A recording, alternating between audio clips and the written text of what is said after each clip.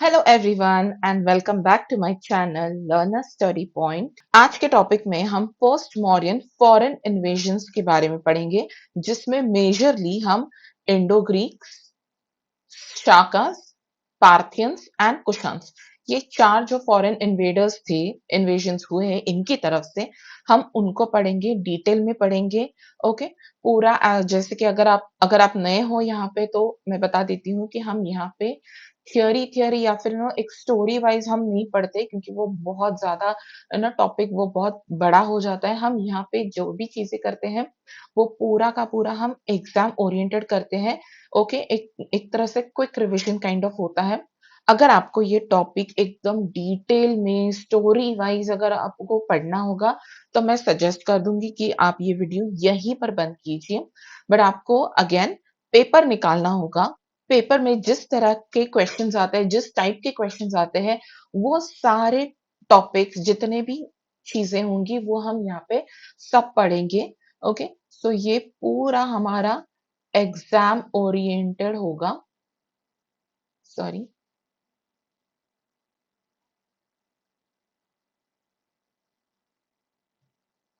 Okay, पूरा ये topic हमारा एग्जाम ओरिएंटेड होगा एंड क्विक रिवीजन करेंगे हम।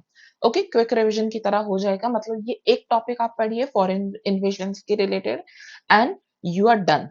ओके, सो स्टार्ट कर लेते हैं। सो पोस्ट मॉडर्न पीरियड में हमने पहले लास्ट टॉपिक में हमने नेटिव सक्सेसर्स हमने पढ़े थे।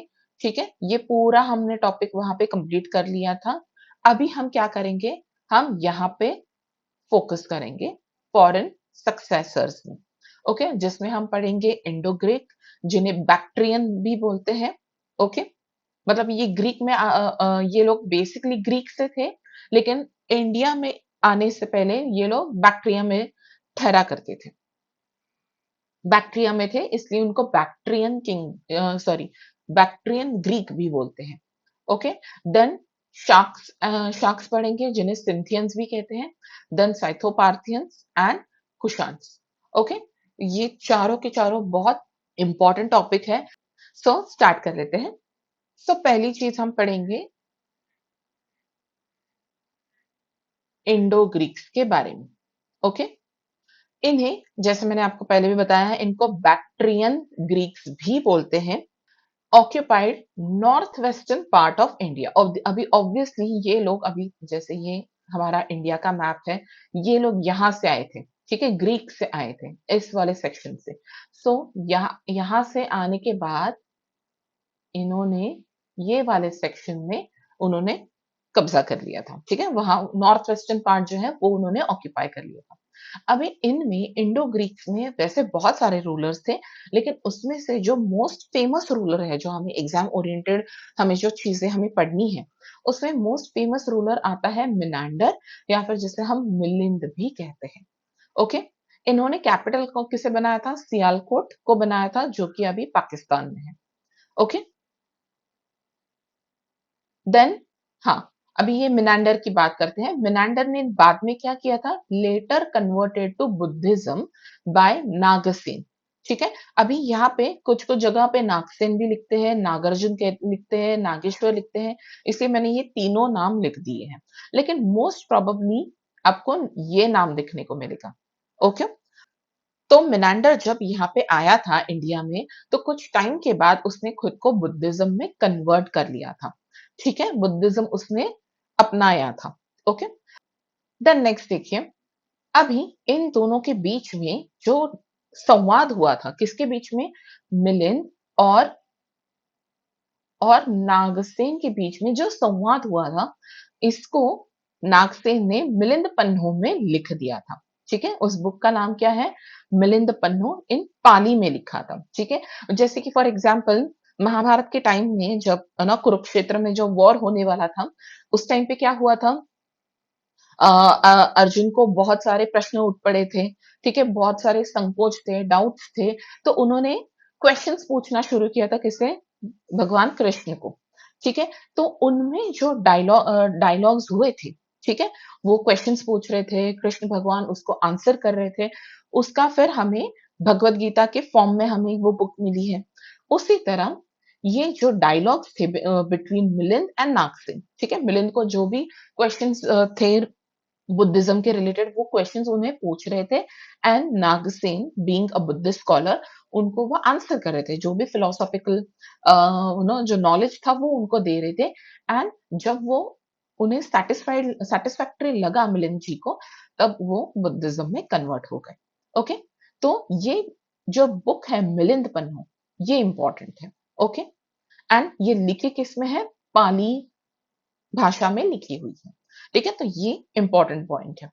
Then first to issue gold coins, ठीक है। अभी इंडो ग्रीक्स ये पहले ऐसे लोग थे जिन्होंने गोल्ड कॉइन्स को यूज करना स्टार्ट किया था, ठीक है, ट्रेडिंग में वगैरह।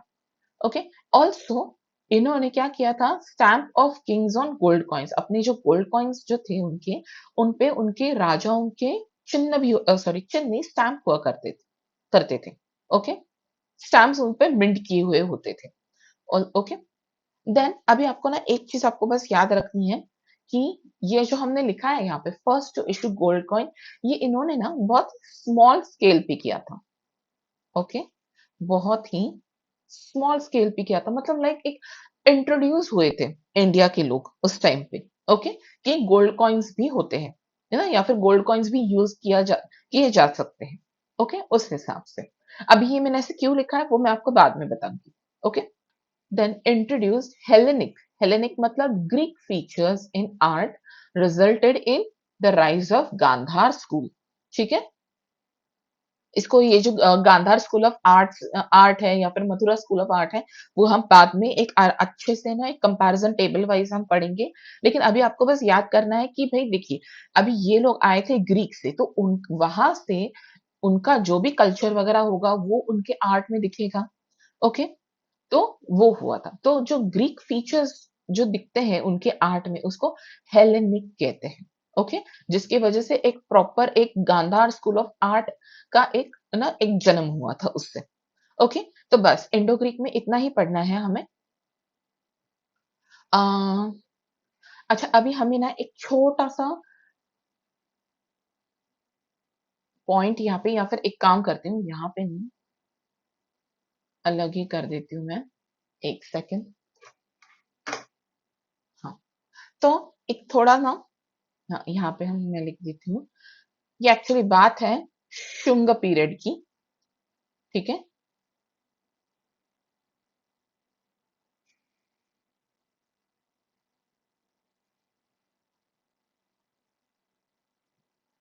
ओके, तो शुंग पीरियड में हमने सारे के सारे रूलर्स तो नहीं पढ़े थे, लेकिन उसमें एक रूलर था।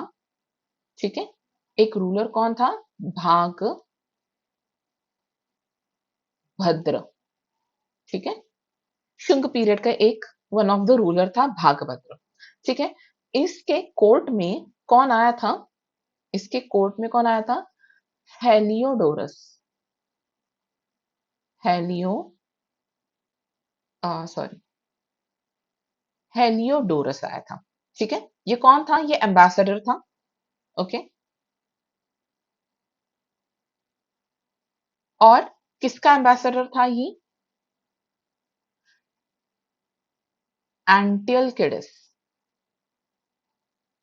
एंटिलकिडिस नाम का एक इंडो ग्रीक रूलर था। ठीक है, इसलिए हम इसको यहाँ पे पढ़ रहे हैं क्योंकि ये भी इंडो ग्रीक रूलर ही है। ओके, इंडो ग्रीक रूलर था ये भी। ओके, उसने अपना जो एम्बेसडर था हिलियोडोरस, उसको भागभद्र के टाइम में भागभद्र के कोर्ट में उसने भेज दिया था। ठीक है, तब उस टाइम पे वो ये हेलियोडोरस इंडिया में आया था। ओके, ये इतना पता चला। अभी नेक्स्ट इंपॉर्टेंट पते की बात करते हैं। अभी इंडिया में आने के बाद हेलियोडोरस ने क्या किया?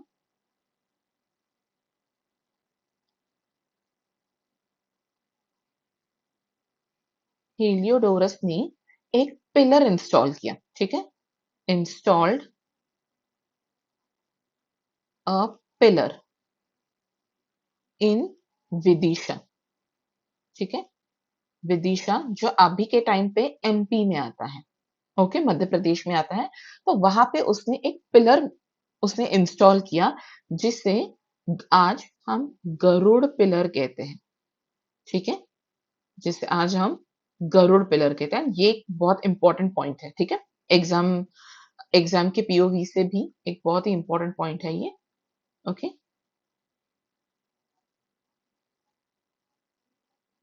तो ये आपको ध्यान में रखना है। एंड उसमें, उस गरुड़ पिलर में उसने अपने आप को एज अ भागवत मेंशन किया, ठीक है। He mentioned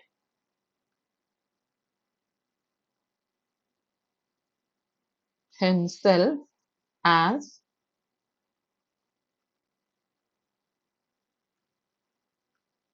Bhagavat. भागवत मतलब जो विष्णु भगवान को पूजते हैं, ठीक है, उनके डिवोशन करते हैं, उनके डिवोटीज जो होते हैं उनको भागवत कहते हैं, ठीक है। तो उसने अपने आप को भागवत वहां पे मेंशन किया था। मतलब ये जो इंडो ग्रीक वाले ये जो कुछ रूलर्स थे, वो लिटरली हमारे कल्चर में अच्छे से घुल मिल गए थे, ठीक है। फिर वो बुद्धिज्म में कन्वर्ट होना हो या फिर अपने आप को भागवत बोलना हो, ठीक है। तो ये एक इंपॉर्टेंट पॉइंट था जो हमें मिस नहीं करना था। ओके, तो ये मैंने यहाँ पे लिख दिया। ओके, एंड इंपॉर्टेंट बात क्या है यहाँ पे कि ये जो हिलियोडोरस जो आया था, ये कब आया था? शुंग पीरियड के टाइम में आया था। ओके, उस टाइम पे जो रूलर थे भागभद्र, उसके कोर्ट में ये आया था, ठीक है। और ये एम्बेसडर था किसका? एक इंडो ग्रीक रूलर ही था जिसका नाम था एंटिलकिडिस। ओके, देन अभी नेक्स्ट देखते हैं शार्क्स। अभी इनको सिंथियंस भी कहते हैं। ओके, शार्क्स को क्या कहते हैं? सिंथियंस भी कहते हैं। अभी उनके टोटल 5 ब्रांचेस थे। मतलब ये जब इंडिया में आ रहे थे तो उन्होंने अपने आप को 5 ब्रांचेस में डिवाइड कर दिया था। ओके, तो उसमें से 5 ब्रांचेस में से कौन कौन से ब्रांच थे? Afghanistan, okay, Afghanistan, Punjab, Mathura, western India and upper Deccan. Okay, तो इस तरह से ये लोग 5 ब्रांचेस में आए थे, ठीक है। देन इनके जो फाउंडर बोले जाते हैं शार्क्स के, वो है मोइस या फिर मोगा, ठीक है। मोइस या फिर मोगा, ये शार्क्स के फाउंडर है। एंड इनमें जो सबसे फेमस रूलर आता है जिसके बारे में हमें कुछ चीजें पढ़नी है, वो है रुद्र दमन, ठीक है। बहुत ही इंपॉर्टेंट नाम है ये। क्यों? क्योंकि रुद्र दमन ने क्या किया? Repaired Sudarshan lake which was constructed by Pushyagupta वैश्य, ठीक है। सो अभी कुछ लोगों के यहाँ पे कंफ्यूजन हो सकता है कि सुदर्शन चक्र तो अपने चंद्रगुप्त मौर्य ने बनाया था।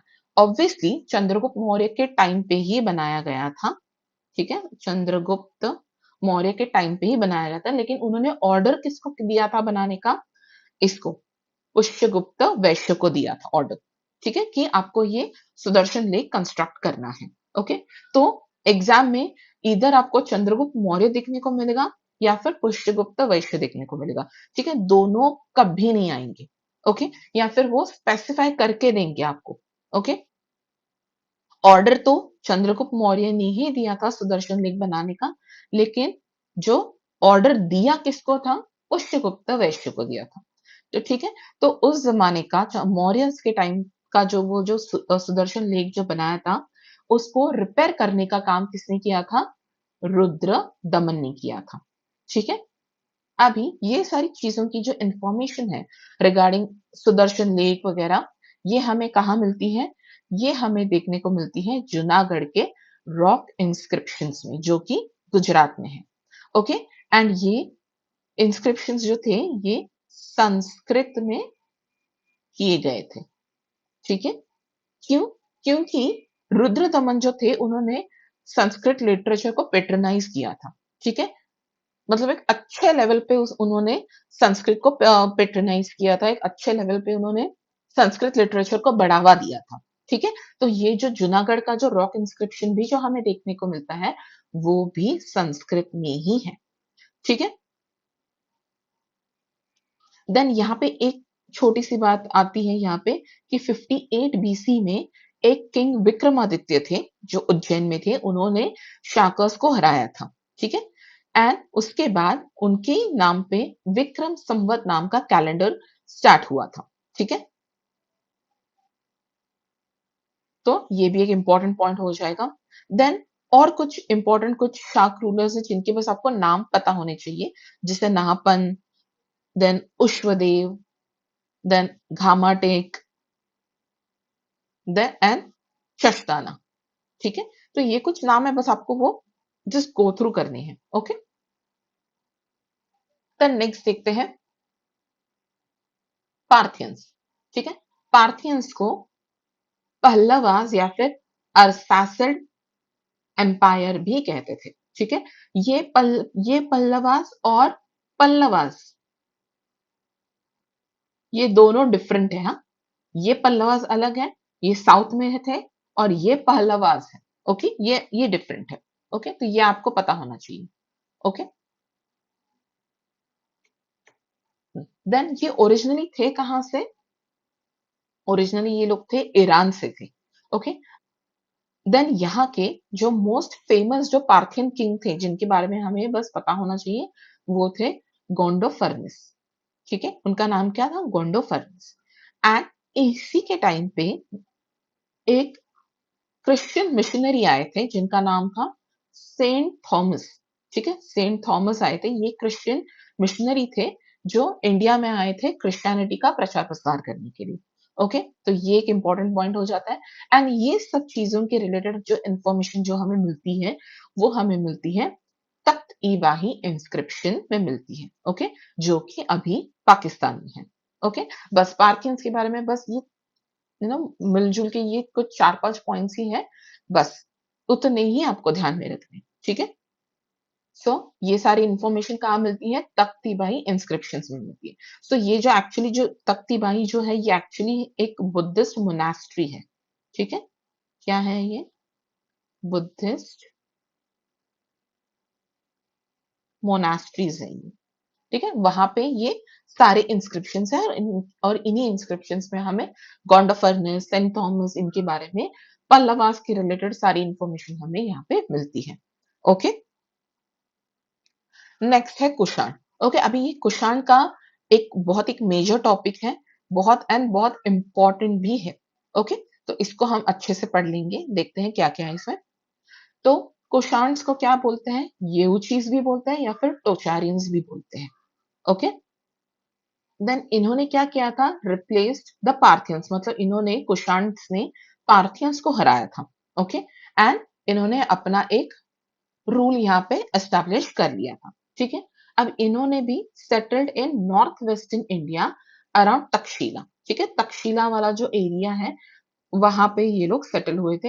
एंड इनके दो कैपिटल्स है कुषाण्स के। ओके, पहला तो है पेशावर, जिसे पुरुषपुर भी कहते हैं। ओके, एंड दूसरा है मथुरा।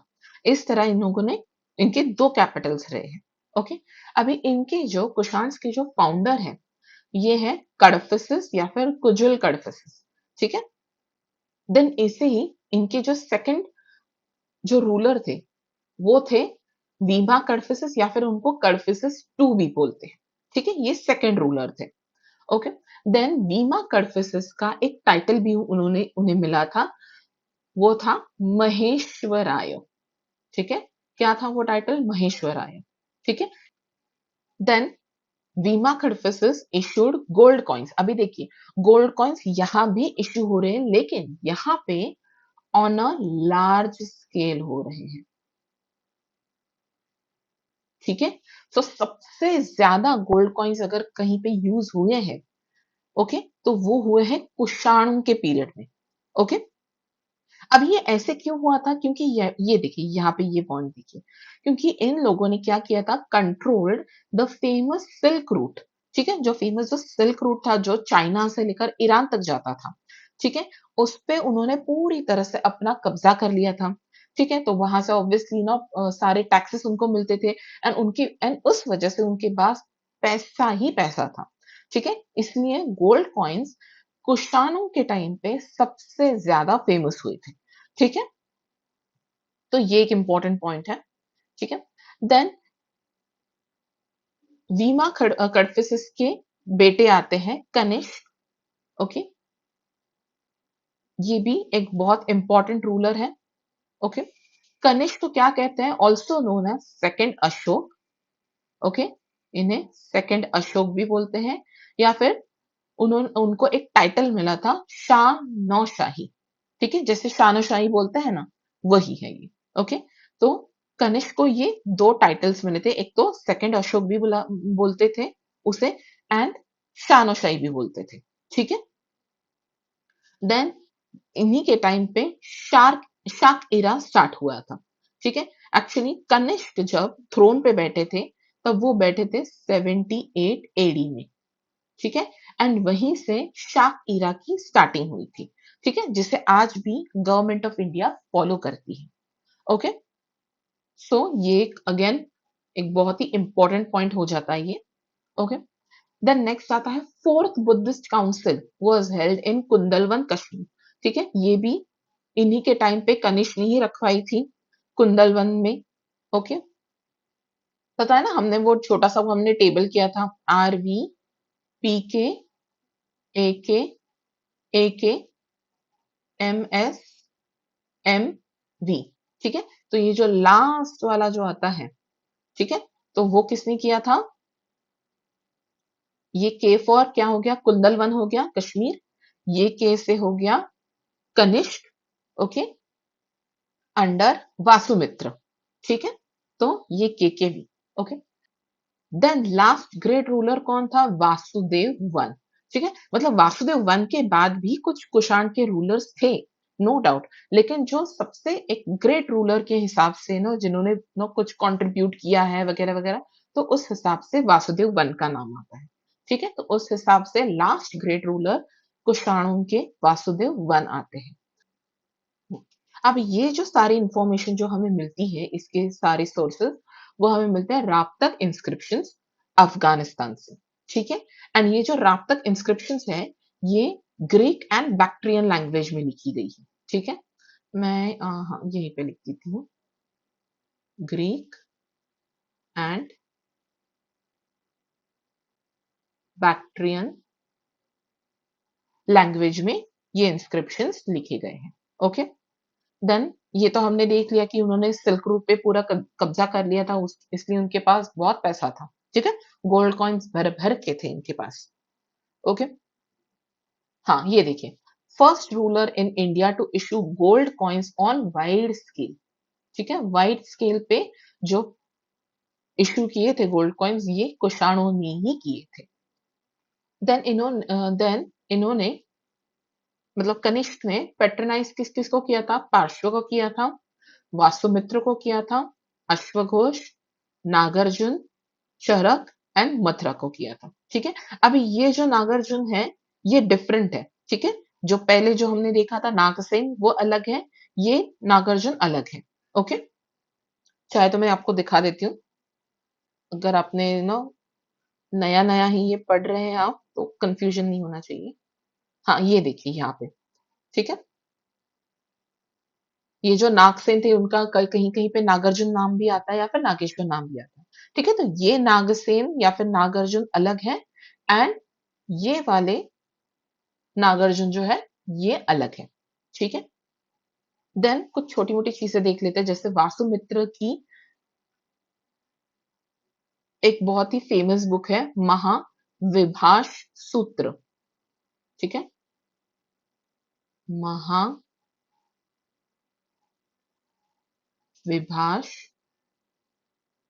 सूत्र। ठीक है, देन अश्वघोष की क्या आती है? बुद्ध चरिता आती है। ठीक है, बुद्ध चरिता आती है। ठीक है, एंड और एक बुक आती है इनकी, सौंदर नंद आती है। ठीक है, सौंदर नंद। ठीक है, सौंदर नंद आती है। ठीक है, देन देन चरक की आपको पता ही होगा, चरक संहिता आती है, चरक संहिता आती है। ओके,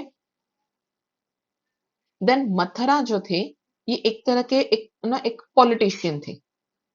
ठीक है, एक तरह के ये पॉलिटिशियन थे। देन ये देखिए, ये जो नागार्जुन है, इनके रिलेटेड हमें कुछ खास चीजें यहाँ पे पढ़नी है। ये देखिए यहाँ पे, सो चाइनीज ट्रैवलर यून सांग। ठीक है, इनकी स्पेलिंग कहीं कहीं पे ऐसे भी दिखने को मिलती है एग्जाम्स में, या फिर ये भी दिखने को मिलती है। ठीक है, तो इन्होंने, ये जो चाइनीज ट्रैवलर थे ह्यूनसांग, इन्होंने ही called Nagarjuna Einstein of India. ठीक है, इन्होंने नागार्जुन को आइंस्टाइन ऑफ इंडिया बोला था, और one of the four lights off the world. ठीक है, मतलब बहुत एक इंटेलिजेंट काइंड ऑफ पर्सन थे ये। ठीक है, तो उनको आइंस्टाइन भी बोला था इन्होंने। ओके, तो इसलिए नागार्जुन का पॉइंट एक बहुत ही इंपॉर्टेंट हो जाता है यहाँ पे। ओके, एंड इसके रिलेटेड क्वेश्चंस आए हैं। Okay, then also many Kushan kings took the term Devaputra. ठीक है, मतलब बहुत सारे कुषाण के किंग्स थे। ओके, उन्होंने अपने आप को देवपुत्र बुलाते थे। ठीक है, which mean son of God, क्योंकि उनको पता था कि यहाँ पे इंडिया में भगवानों को बहुत मान्यता दी जाती है। तो उन्होंने अपने आप को भी ये टर्म दिया था कि हम भगवान के ही पुत्र हैं। ठीक है, देवपुत्र हैं। ओके, देन लास्ट रूलर तो हमने देख ही लिया है, वासुदेव वन। ओके, देन अभी देखते हैं Gandhara and Mathura school of arts. ठीक है, अगेन बहुत ही इंपॉर्टेंट टॉपिक है, बहुत छोटा टॉपिक है, लेकिन आते हैं इसमें से भी क्वेश्चंस। ओके, तो ये फ्लरिश कब हुआ था? During the rule of Kanishka. ठीक है, कनिष्क के टाइम पे या फिर कुषाणों के टाइम पे स्पेशली। ठीक है, ये Gandhara school of art and Mathura school of arts, ये दोनों बहुत फेमस हुए थे। ओके, क्योंकि हमने पहले ही देख लिया है, क्योंकि इनके जो कैपिटल्स भी है, ये देखिए कहाँ गया, हाँ ये देखिए, इनका एक कैपिटल कहाँ पे है? पेशावर पुरुषपुर में है। ओके, मतलब नॉर्थ वेस्ट साइड में आया, अफगानिस्तान गांधार वाली साइड में आया, एंड ये दूसरा आ गया मथुरा। ठीक है, तो इस तरह से इनका जो स्कूल ऑफ आर्ट था, ये भी दो अलग अलग हिस्सों में डिवाइड हो जाता है, that is Gandhara school of art and Mathura school of art. ठीक है, फर्स्ट एंड सेकेंड सेंचुरी में हमें देखने को मिलता है, and it's a blend of Greek, Roman and Indian art. ठीक है, ये इन तीनों का एक तरह से ब्लेंड हमें यहाँ पे देखने को मिलता है। Okay, then Gandhara school is known as first sculptural representation of Buddha in human form. जैसे आपको पता है कि गौतम बुद्ध कभी मूर्ति पूजन में वो विश्वास नहीं रखते थे, लेकिन जो पहला स्कल्प्टर जो बनाया गया गौतम बुद्ध का, उनका ही, तो वो कहा किस में बनाया गया था? वो गांधार स्कूल में ही आया था वो। ठीक है, जिसमें बुद्धा को एक ह्यूमन फॉर्म दिया गया था। ओके, इसका आपको एक बहुत ही ना एक फेमस एग्जाम्पल आपको पता होगा, बामियन का। ठीक है, देन, हाँ, then Gandhara school of art जो है, ये ऑलमोस्ट एक्सक्लूसिवली बुद्धिस्ट है। ओके, मतलब यहाँ पे मोस्टली जो भी आर्ट फॉर्म हमें देखने को मिलता है, ये मोस्टली बुद्धिज्म रिलेटेड है। लेकिन मथुरा वाला जो है, वो that is influenced by Buddhism, Hinduism and Jainism. Then एक हेडलेस स्टैचू भी मिला था कनिष्क का एट मथुरा। ठीक है, जो of course Mathura school of arts में आता है। ओके, अभी हम क्या करेंगे, Gandhara school of arts and Mathura school of arts को डिफरेंशिएट करके हम पढ़ेंगे। ठीक है, तो देखिए पहला, एक सेकेंड, हाँ, तो पहला आता है रीजन वाइज। ठीक है, region wise Gandhara school of arts कहाँ आएगा? नॉर्थ वेस्ट में आएगा। ठीक है, जो कि अफगानिस्तान वाला सेक्शन है, पाकिस्तान वाला रीजन है। ओके, वो वाला आएगा। And Mathura school of art obviously Mathura region में आएगा, अपने यूपी इंडिया में आएगा। ठीक है, देन इन्फ्लुएंस में गांधार स्कूल ऑफ आर्ट्स में हमें क्या देखने को मिलता है? Strong Greco Roman that is Hellenistic influence देखने को मिलता है, ग्रीक इन्फ्लुएंस ज्यादा देखने को मिलता है हमें। एंड मथुरा में इंडिजिनियस इंडियन ट्रेडिशन, इंडिजिनियस मतलब हमारे खुद का इंडियन जो ट्रेडिशन है, इंडिया का जो आर्ट फॉर्म है, वो हमें ज्यादा देखने को मिलता है यहाँ पे। अभी ऑब्वियस बात है, ये देखिए, ये यहाँ पे आ गया हमारा मथुरा। ठीक है, यहाँ पे आ गया गांधार। ओके, तो ऑब्वियसली गांधार वाले सेक्शन में ज्यादा ग्रीक इन्फ्लुएंस दिखेगा। ठीक है, एंड मथुरा में ऑब्वियसली इंडियन इन्फ्लुएंस ज्यादा देखने को मिलेगा। ठीक है, तो वही चीज है यहाँ पे। ओके, देन रिलीजन डिपिक्टेड हमने अभी भी देख लिया। गांधार वाले सेक्शन में मोस्टली हमें बुद्धिज्म आर्ट या फिर बुद्धिस्ट आर्ट देखने को मिलता है, जबकि मथुरा में हमें बुद्धिस्ट, हिंदू, जैन, ये सारे आर्किटेक्चर देखने को मिलते हैं। Okay, then one of the most important point, ठीक है, कि मटेरियल कौन सा यूज होता है इसमें। ओके, तो यहाँ पे गांधार स्कूल में ग्रे शिट स्टोन यूज किया जाता है या फिर स्टुको यूज किया जाता है, ठीक है। एंड मथुरा में रेड सैंडस्टोन यूज किया जाता है। ये देखिए इस तरह से, ये देखिए ये हमारा आ गया गांधार स्कूल ऑफ आर्ट्स, ठीक है। एंड ये हमारा आ गया मथुरा स्कूल ऑफ आर्ट्स, ठीक है। तो ये देखिए ये हमें कैसे दिखता है, ग्रेइश दिखता है ना ये, तो ये ग्रेइश शिट से बनाया गया है। एंड ये जो बनाया गया है ये रेड सैंडस्टोन से बनाया गया है। ओके, तो ये एक मेजर डिफरेंस है। ओके, और भी चीजें हम देखते हैं आगे, ठीक है। So grey schist stone and stucco से बनाया गया है। देन आर्ट स्टाइल देखिए अभी यहाँ पे, एक सेकेंड। आर्ट स्टाइल क्या है, रियलिस्टिक, नेचुरलिस्टिक एंड डिटेल्ड है यहाँ पे, ठीक है। एंड मथुरा में क्या दिखता है हमें कि सिंबॉलिक है, स्पिरिचुअल है, आइडियलाइज किया गया है। जैसे यहाँ देखिए, अगर आप ये फीचर्स देखेंगे यहाँ पे गांधार स्कूल ऑफ आर्ट्स में, देखिए बहुत शार्प फीचर्स है। जैसे नोज देखिए, आंखें देखिए, अगर और यही अगर आप यहाँ पे कंपेयर करेंगे तो वो इतना डिटेल ओरिएंटेड नहीं है, या फिर वो शार्प फेशियल फीचर्स यहाँ में यहाँ पे देखने को नहीं मिलते जितने यहाँ गांधार स्कूल ऑफ आर्ट्स में हमें देखने को मिलते हैं।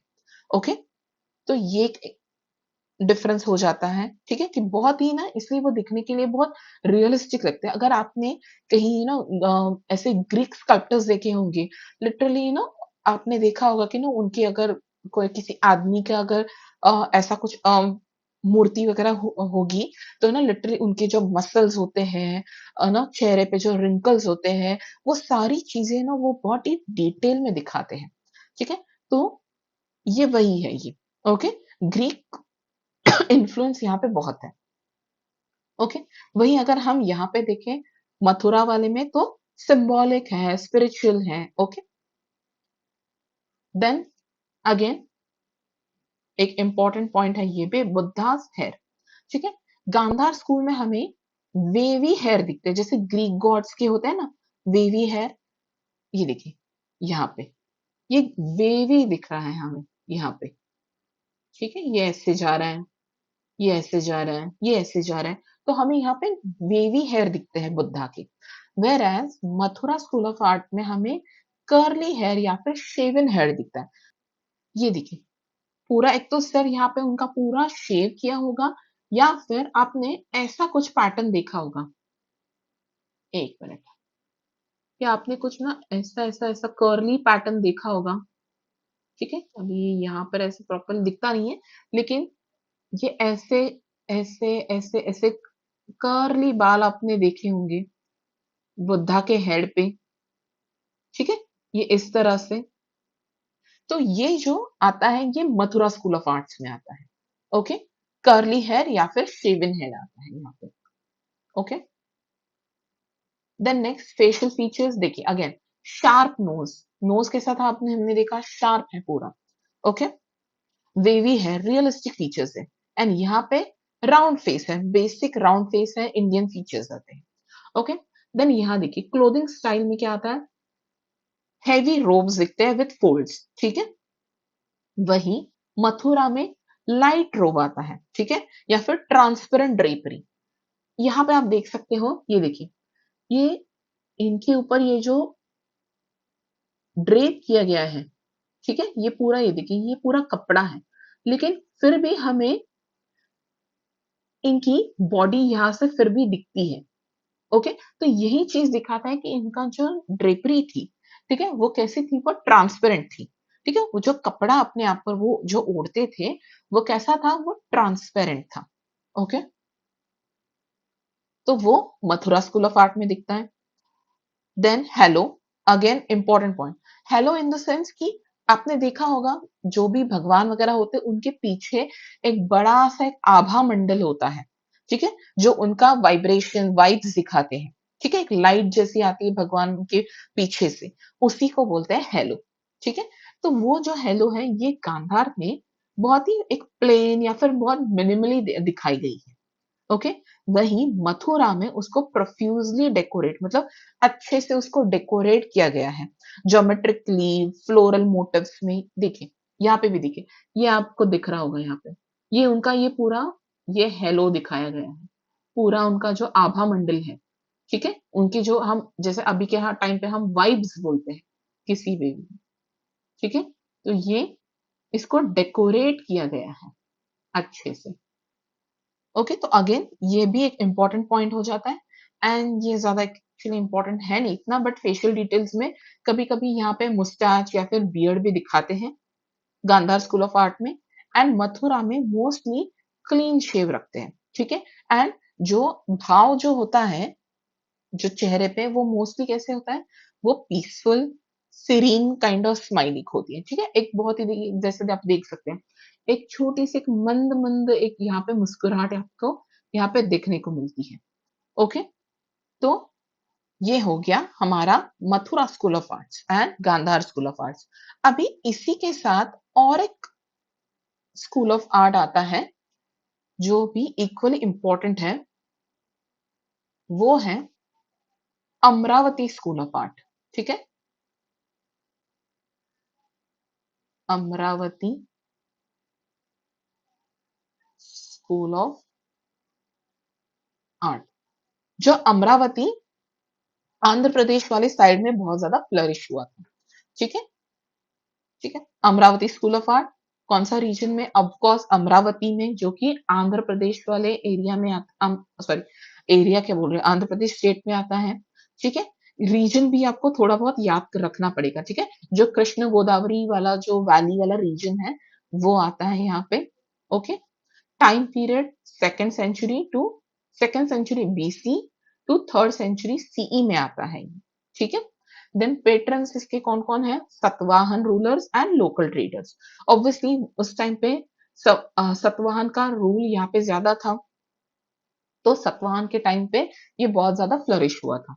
Okay, then religion depicted mostly यहाँ पे बुद्धिज्म ही दिखता है हमें इनके आर्ट में। And material used again very important, यहाँ पे व्हाइट लाइमस्टोन या फिर मार्बल स्टोन यहाँ पे यूज किया जाता है, ठीक है, मतलब प्रॉपर व्हाइट कलर का होता है। ओके, गांधार में तो हमने देखा कौन सा ग्रेश कलर आता है। ओके, गांधार में कौन सा आता है, ग्रे आता है। मथुरा में रेड आता है, एंड अमरावती में कौन सा, व्हाइट आता है, ठीक है, व्हाइट आता है। तो ये बहुत इंपॉर्टेंट है, तीनों के मटेरियल सबको पता होने चाहिए, ठीक है, क्योंकि ये एक मेन डिस्टिंग्विशेबल एक एस्पेक्ट हो जाता है इसमें। देन मेन थीम यहाँ पे क्या आ जाती है, लाइफ इवेंट्स ऑफ बुद्धा या फिर जातक टेल्स, ये बहुत उन्होंने यहाँ पे अपने आर्ट में बहुत ज्यादा दिखाए हैं, ठीक है, जातक कथाएं वगैरह उन्होंने अपने आर्ट में दिखाई है।